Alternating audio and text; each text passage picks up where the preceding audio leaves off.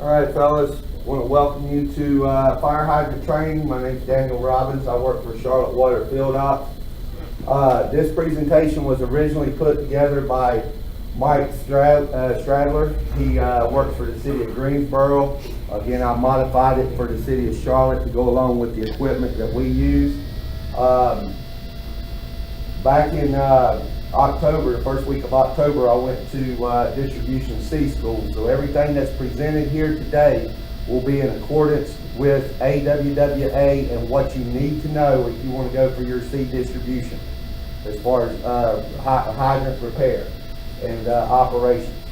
Again, my name is Daniel Robbins. I work for the city, Charlotte Water Field Ops. I've been employed with Charlotte Water for 7 years. Started off as a technician, became crew chief on the night crew in 2015, and have been in the training as a training crew supervisor, LCC2, for the last 10 months. Again, we're going to discuss fire hydrants today. Again, all of it is in accordance with North Carolina AWWA Distribution C Needs to Know Chapter 10. Washer distribution book grade 1 and 2. If you want a copy of the book, let me know. I can get you the ISBN, or we can work out and get you the book if you need it to study with. Again, any information too you can get from the website www.ncsafewater.org /page/C distribution schools. The topics we're going to discuss today, which is primary fire hydrant use, fire hydrant install and repair, miscellaneous fire hydrant uses, system problems caused by fire hydrant operations, type of fire, the different types of fire hydrants, fire hydrant parts, and then auxiliary valves. Fire hydrant. What is a fire hydrant? Fire hydrants are one of the few parts of the water distribution system that is visible to the public. Now, based off of this picture right here, would you want the public to see your distribution system looking like that? No, sir. No, you would not want that. Just remember, you want to keep your hydrants looking as best as possible because they are a public reflection on your distribution system. If I saw something like this, I'd wonder what kind of water I'm getting. It projects a good image. It is important. It is easy to forget how important hydrants are, and a hydrant that does not operate can result in loss of life or property. What is the main purpose of fire hydrants? What does everybody think the main purpose of fire hydrant is? Fighting fire. Okay. Fighting fires. That is the main purpose of fire hydrant. Did you know that water distribution systems were originally put in not for drinking? Because most people have wells. It was put in for firefighting. That's what water distribution systems, the first wooden pipes that were put in the ground, was to bring pipes to for firefighting, so that the firefighters could get water to quickly and easily. Used to have to use bucket brigades, and people used to have to carry water in buckets from wells, because most people have wells. So they engineered these so that they could get water to the site. Wood structures used to be, buildings used to be built of wood, and they'd be built side by side, so you get configurations to where a house fire would start and it would destroy a whole city because it would just run the buildings. So again, that's what water distributions and hydrants are for, is for firefighting. Firefighting, the main purpose of the major purpose is for public fire protection. The water utility is usually responsible for keeping up with hydrants. Sometimes the fire department will assume this responsibility. Here's the thing you got to remember. Even though the fire department may assume responsibility, you better get it in writing. Because if something happens and that fire hydrant does not operate, the owner of the system is responsible. So, can a water system operator be held liable for damage if property is destroyed by fire because of negligent fire hydrant operation? What does everybody think? You think we can be held civilly liable? Yes, we can.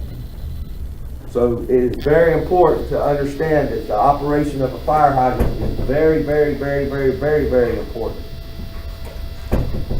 Then we're going to show this video right quick.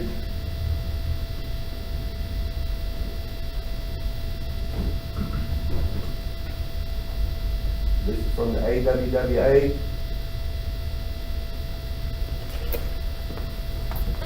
Fire hydrants should be handled and installed carefully to prevent future maintenance problems or failure during operation. Inspect new hydrants when they are delivered for damage and make sure they are as ordered and compatible with local standards and current distribution components. Check external bolts for tightness and cycle the hydrant to full open and closed positions to make sure they are working correctly.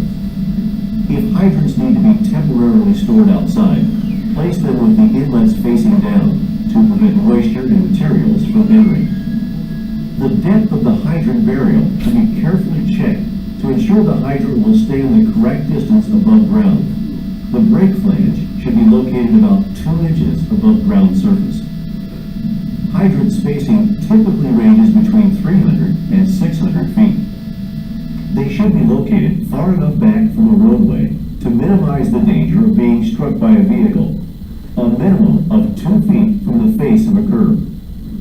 The 4-inch pumper outlet nozzle should face the street or road for easy access and be at least 18 inches above the ground line to allow for the attachment of hoses and operation of a hydrant wrench.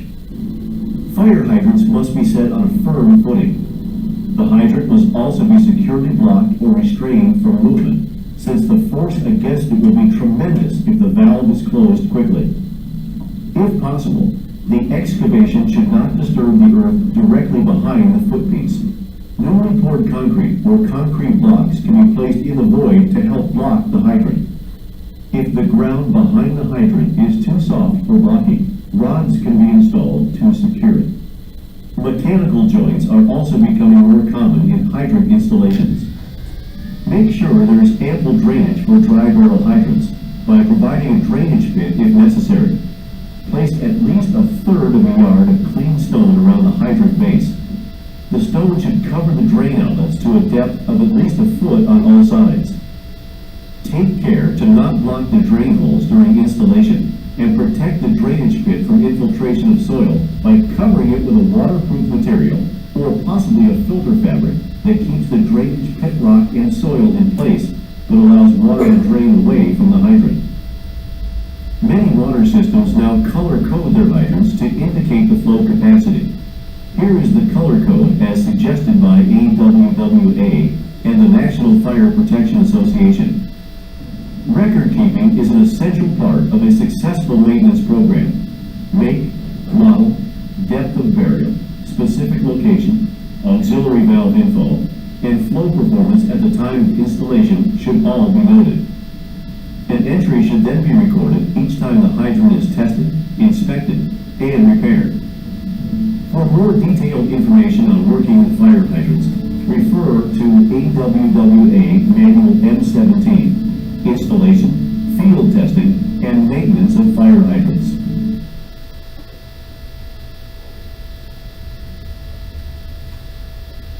All right, hydrants should not be located too close to buildings that they are intended to protect. Firefighters will not position their trucks where a building could fall on them.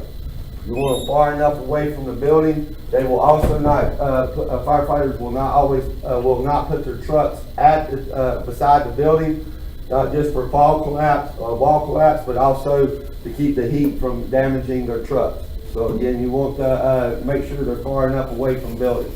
Hydrants should be located near intersections. Why do you think you should put a hydrant near an intersection? We can go both ways on the street. That's it. So you can go out multiple ways. Again, it's better if you have it in an intersection. Hydrants should be far enough away from a roadway to minimize the danger of them being struck by vehicles. There is a minimum of a 2-foot clearance from the curb. That could be on an AWWA test. In areas of the country where heavy snow, hydrants should be located where they are least likely to be covered by plowed snow or struck by snow moving equipment. Hydrants that are very low in a hole will be difficult for firefighters to use. Covered by snow more quickly, difficult to locate, harder to dig out and use. Hydrants should be high enough that the valve cap can be removed with a standard hydrant wrench without hitting the ground.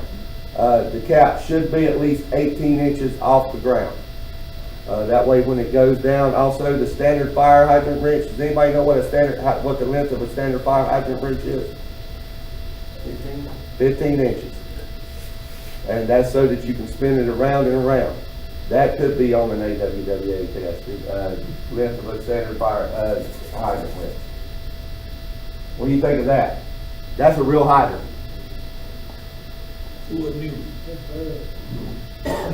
What do you think happened there? Yeah, look like it's been covered. I mean, I did re-landscape, put the dirt up over the house. Re-landscape the area. Most likely what happened is as they did the road widening and everything over the years, and they plowed the dirt up, they never removed it from the side, and then just over the years it got covered over. The main thing about that is, you think they've been testing that hydrant like they're supposed to? They haven't been maintaining that hydrant like it should be, because that should have never have happened. You think we got hydrants like that in the system? No. It's possible. Close to it. That one right there is actually in Greensboro. But there could be something like that. That's why fire hydrant inspection is so important. How many have ever seen that? Out in the county, like, he put the mailbox out there, just to have support, you can knock it down, they ain't gonna think they're gonna knock that fire down so the mailbox stand up that long. The main thing is they painted it green to blend in. Yeah. Took you a little bit to see it, didn't it? You never want to, some residents are likely to screen hydrants by planting bushes around them. I've seen hydrants myself with bushes planted around them. Sometimes they'll be used for decoration. Sometimes they'll paint them different colors just to blend in. Neither of these are good ideas because it makes them hard to find. Some residents are bothered by hydrants' bright colors. Again, they'll paint them to match vegetation. Miscellaneous fire hydrant use. Primarily we use fire hydrants other than firefighting is for flushing water mains. We have a hydrant, we do this. We have a flushing crew that goes around to maintain flushing water quality. Filling trucks, street wash trucks, for washing, spraying trees and other uses. Construction sites, we use them for construction jobs, for setting mortar and settling dust. And also, how many have seen this? I've seen it over on Plaza Road. What's that for? That right there is for when they're laying a new water main. I've seen them do it over on Plaza when they're putting a new water main in to the same spot the old water main was. So they put one on top of the ground, and these are actually services to houses. Right there to supply the houses while they've got the water main section being replaced. Yeah. We do that for rehab projects. Unauthorized use of a fire hydrant. Authorized uses of fire hydrants for miscellaneous purposes should be regularly controlled. Generally, they're discouraged. We don't want it used for anything but fire hydrants. But if you do have a miscellaneous program, you want to originally control it. Make sure that the water is getting paid for. Everybody knows the blue fire hydrants on the back of vehicles that can use the fire hydrants, right? So what do you do if you just see somebody using a fire hydrant that doesn't have that blue fire hydrant on it? But if they have a white one, it's still up blue. It's no good. I don't see them with the white one. It's no good. It must be blue. The city changes them every 2 years. So right now, they're blue. If they do not have a blue one, they do not have a current permit. Therefore, they are illegally using the fire hydrant. You should only have a blue hydrant. We also make sure that either they pay a flat fee for the water, or either they use meters. Most of them you see now here in Charlotte, we have it metered. All of our people who use it have metered. And they must have, this is very important, when they're getting water off, they must have a space gap of at least 1 1/2 times the size of the pipe. So if they have a 2-inch pipe going into their tank, they must have a 3-inch gap. If they've got a 4-inch, they must have a 6-inch gap. That is to prevent backflow. That's to prevent siphoning. That's to prevent non-potable water or foreign agents from entering into the distribution system. Again, that's very important to prevent a crossing that. That might be on an exam. Failure to note, one of the things that can happen if inexperienced people use a fire hydrant is failure to note that the hydrant has not been properly drained after shut off. Again, you know about the weep holes in the bottom of them. What I do is when I shut a fire hydrant off, I put my hand inside and make sure the water is draining. I don't know how many I went to that said that there was a leak on the fire hydrant and went out there and it's because it wasn't closed down all the way. So it's just steady there, just barely on, and it's coming out the way, and then it just forces itself up around the hydrant. Not shutting the main valve off completely, leaving attachments on the hydrant that's not supposed to be there, which can cause a cross connect, and use of a pipe wrench for operation. Several points should be observed in allowing miscellaneous use. Require permits, which we do with the blue hydrants. When permit is issued, we make sure that those persons know how to properly operate the fire hydrant, and we charge by metering.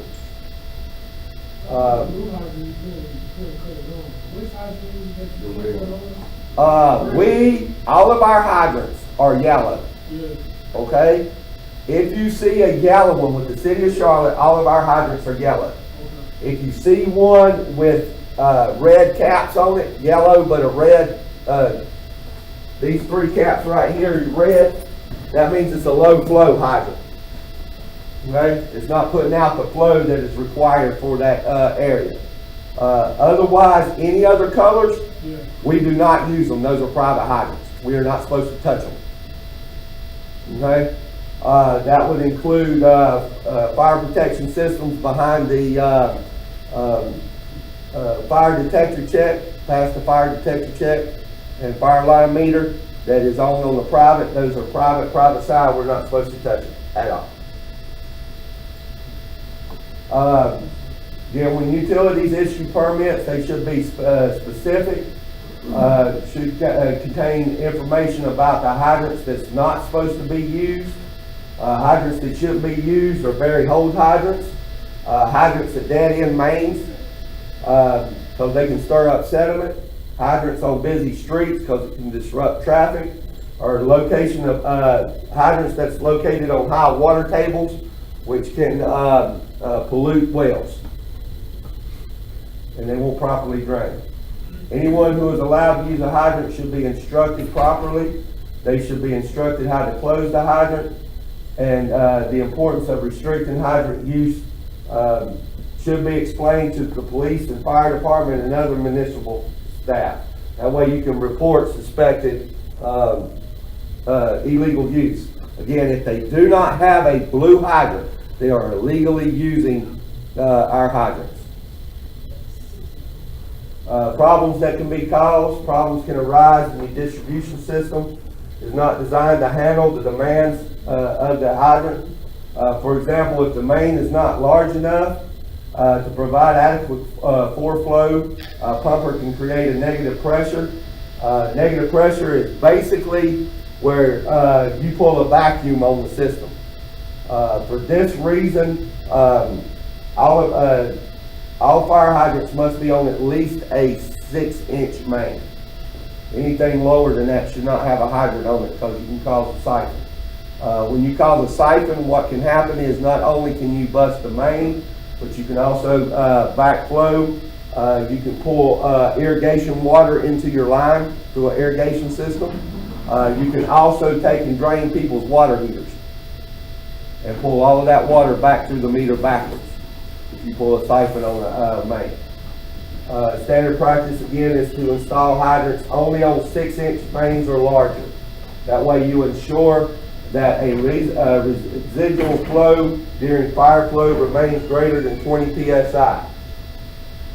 The AWWA book says that you must have a static pressure of at least 35 psi with a residual not less than 20. The state of North Carolina says that you are to have a minimum of 30 static, and then nothing less than a 20 psi on residual. Residual is basically with it fully open and fully flowing at full pressure.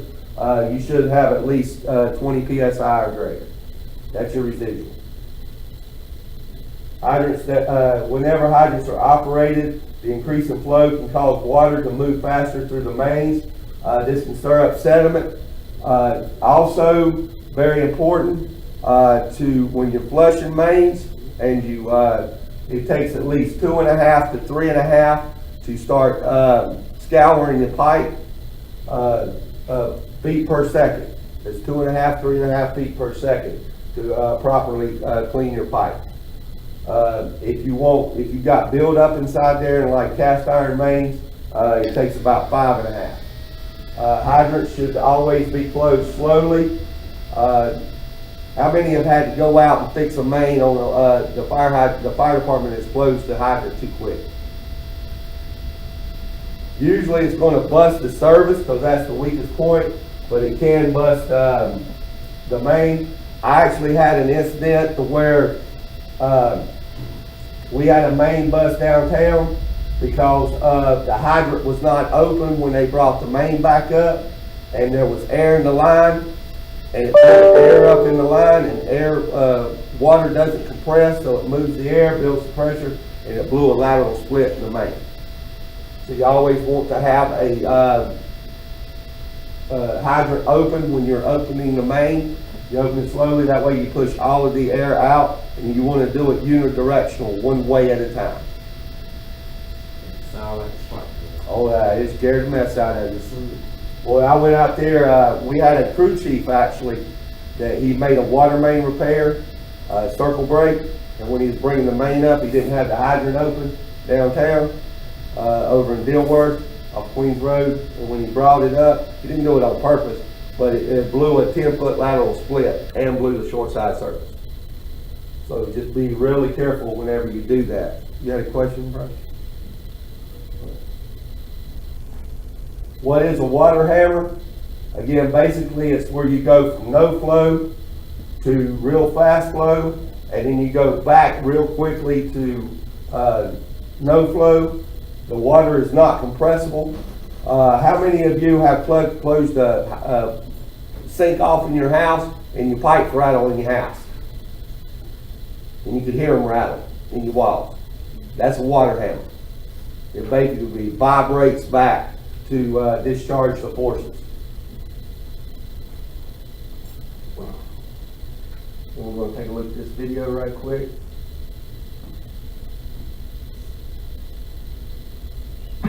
This is Toby. He loves shopping at Chewy.com because with Chewy, he gets his feet. Dry barrel hydrants are used in locations with freezing weather and are equipped with a main valve and a small drain valve in the base that allows the barrel to drain when the main valve is closed. In recent years, all manufacturers have been using the breakaway or traffic hydrant design, which uses a flanged coupling just above the ground line. In most cases, all that is broken when a hydrant is struck is the replaceable cast iron safety flange and the safety coupling on the operating stem. Wet barrel hydrants are filled with water all the time, so are not suitable for locations with freezing weather. The hydrant itself has no main valve, but each nozzle has a separate valve. Many wet barrel hydrants are also equipped with valves that close if the hydrant is broken. A flush hydrant is used when a regular hydrant isn't practical, such as on airport taxiways or pedestrian malls. The entire standpipe and head are below ground and are accessible through a cover. Flushing hydrants are installed at the end of a small pipeline solely for the purpose of flushing the line. They are not intended for fire suppression. Let's take a closer look at the pieces and parts of a fire hydrant.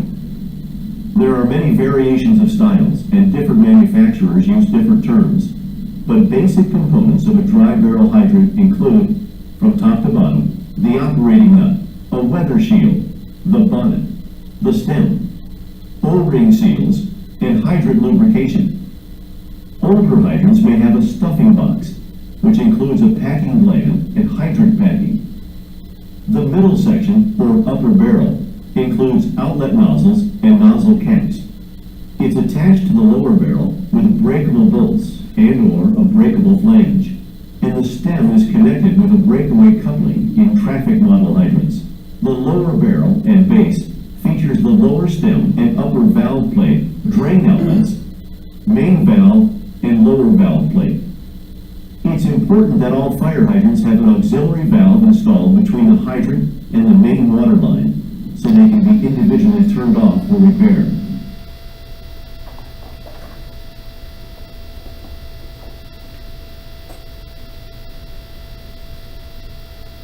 All right, we have four types of hydrants. You have a dry barrel hydrant, a wet barrel hydrant, a warm hydrant, and a flush hydrant. Dry barrel hydrants. They're equipped with a main valve at the base. The barrel is filled with water only when the main valve is operated. Small drain valve connected to the operating seal allows the main valve is closed, allowing the water to drain the barrel. That's primarily what we use here. We also have the traffic hydrant, like he's talking about with the breakaway, that is designed to, when it's hit, it breaks here, so that it breaks that coupling, and it doesn't shoot up out of the water. All of our hydrants have a plunger valve in them. They basically, to operate, they go down to let water come up. And they have little things on the side of them, right here, to stick up, so that whenever it opens, it closes off those drain valves. So, because I've seen it many a times when you're operating a hydrant, it's coming up around the base. That means that you don't have it all the way open, or either there's an issue at the bottom of it, because you shouldn't have that water coming up, so that valve should be all the way open. It should allow those drain valves to be closed. They're primarily used in freezing climates, but a lot of warmer climates use it too. There's two types of dry barrel hydrants. There's the wet top, and then there's the dry top. Basically, we use a dry top. They have this shield right here in a dry top, so that when the water fills up, it doesn't go up into here. A wet top wouldn't have this shield, so it would let it come all the way to the top of the bonnet. That's the difference. The thing with a wet top is it can cause the threads and all to foul and get rusted.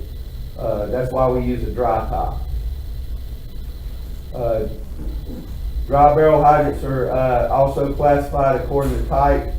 In a standard compression hydrant, the valve closes with the water pressure against the seat to aid in providing sealing. That's what we use, the standard compression. You also have a slide gate, or you have a toggle hydrant, which the slide gate operates just like our regular gate valves do, and a toggle hydrant works more like a butterfly valve. Early dry barrel hydrants were generally constructed with solid barrels, but now we've gone to two separate barrels, an upper and a lower. That's what can happen whenever you don't have a dry barrel hydrant.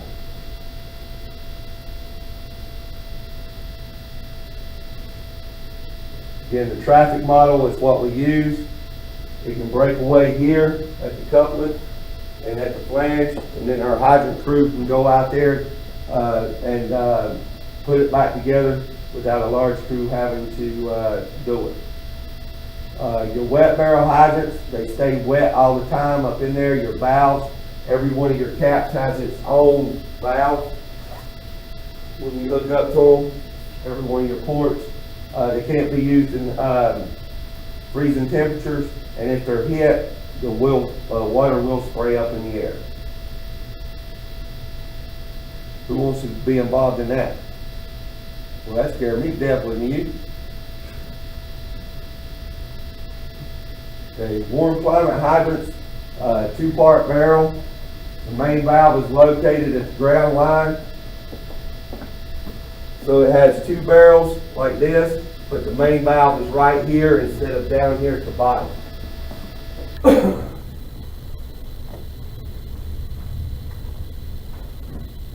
So there's no drain valves on it. Flush hydrant is completely under the ground. They're used in taxiways and pedestrian malls where it's unsuitable to put regular hydrant.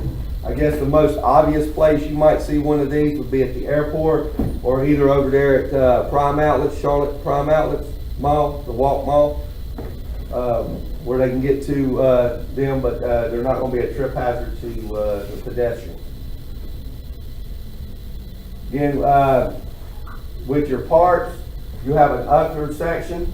It's often called the head or the nozzle section. It has the operating nut, which is right here. You have your shield, weather shield. You have your bonnet. You have your pumper outlet, which is your large steamer outlet here, right there. Then you have your 2 nozzle sections, and then you have your upper operating stem. It's in your hydrant. We use a fire hydrant wrench, so it can't be used with a regular socket wrench or a pipe wrench. Anybody knows what happens if you get caught with the city of Charlotte for using a pipe wrench on a fire hydrant? It's an automatic 5 days off without pay. You are not supposed to use, under no circumstances, a pipe wrench on a fire hydrant. You can't get days off for it. Then you have the bonnet, which is the top part. Your outlet nozzles. The main thing you need to know about your outlet nozzles is these are 2.5 and your steamer is a 4.5. And they are standard American threads. Nozzle caps are furnished with a nut the same size as the operating nut, so they can only be used with a fire hydrant wrench. You have your safety coupling, which is your breakaway coupling between your upper and lower section, which is located right here for breakaway. Your lower section includes your barrel and your boot.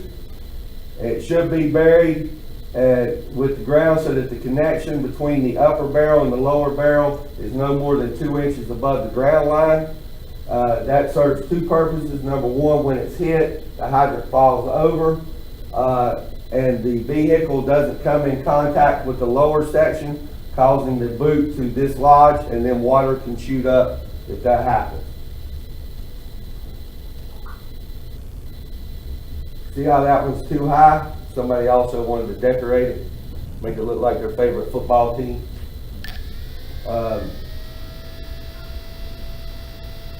Unless you have a truck like that, you wouldn't want to hit it.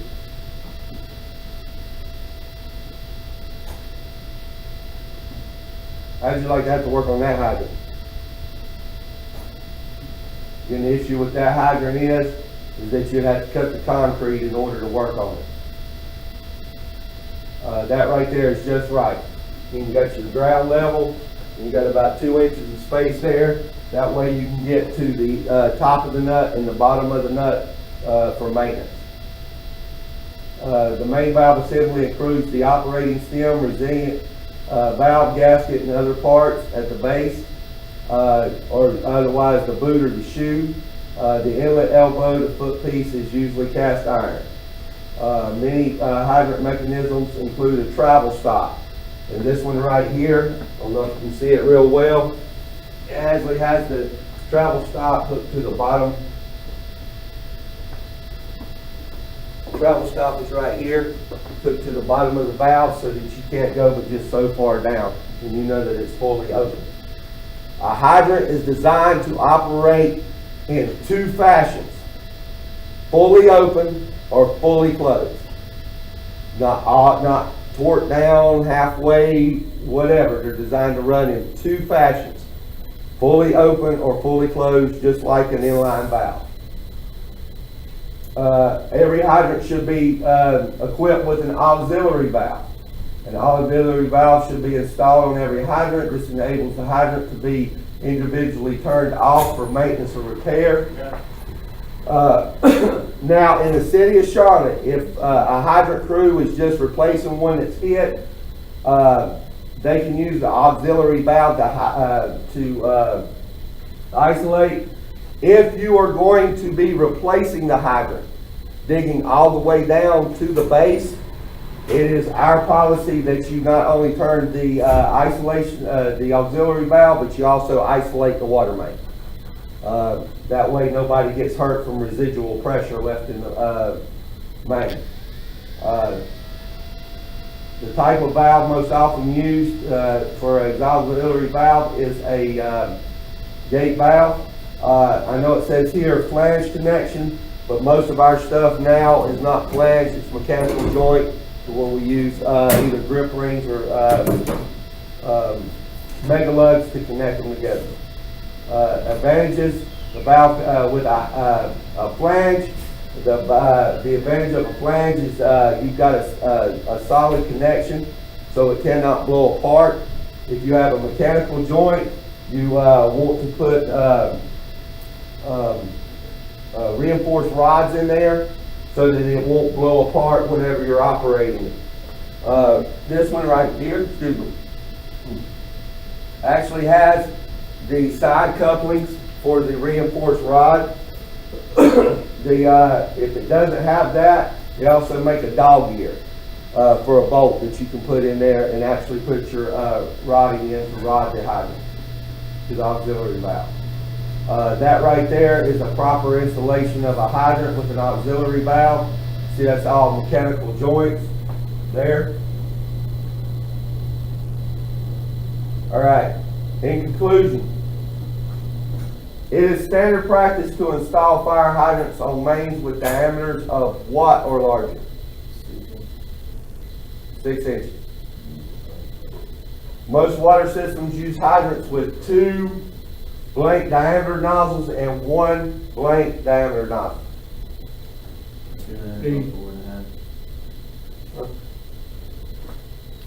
D. D, 2.5 to 4.5. Miscellaneous use of fire hydrants. A is never authorized at the public's discretion. On a as-need basis is generally discouraged, but may be authorized in a controlled context, or is a useful way for testing hydrants indirectly. What do you think? A? Who said C? C. It's generally discouraged, but can be authorized in controlled context, again with permitting. Which of the following is not a common classification of a fire hydrant? A flow hydrant. We have a flush hydrant, a warm, a wet, and a dry. The lower barrel should be buried in the ground so that the connection to the upper barrel is approximately how many inches above the ground line? D, 2 inches.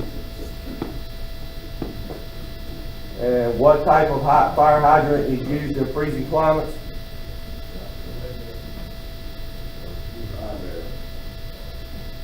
Dry barrel. What do we use here? Dry barrel. What is an auxiliary valve used for?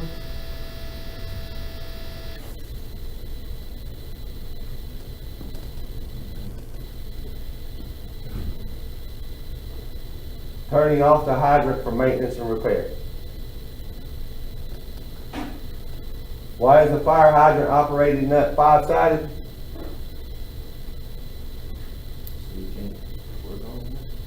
So it can't be used to prevent use with the standard socket wrench. You know, only a fire hydrant wrench should be used on a fire hydrant. And what type of fire hydrant are the entire barrel and head below ground? Flush hydrant. How long is the standard fire hydrant wrench? 15 inches. All right, any questions? Is there anything I didn't cover? Well, I appreciate it very much, fellas. And if you have any questions, don't hesitate to ask me. Before we stop, what do you think? You learn anything today? Was this useful? But the information presented today, was it something that you useful and need to know? Yeah. All right, I greatly appreciate it. Again, your feedback is very important. Thank you, very good. Thank you.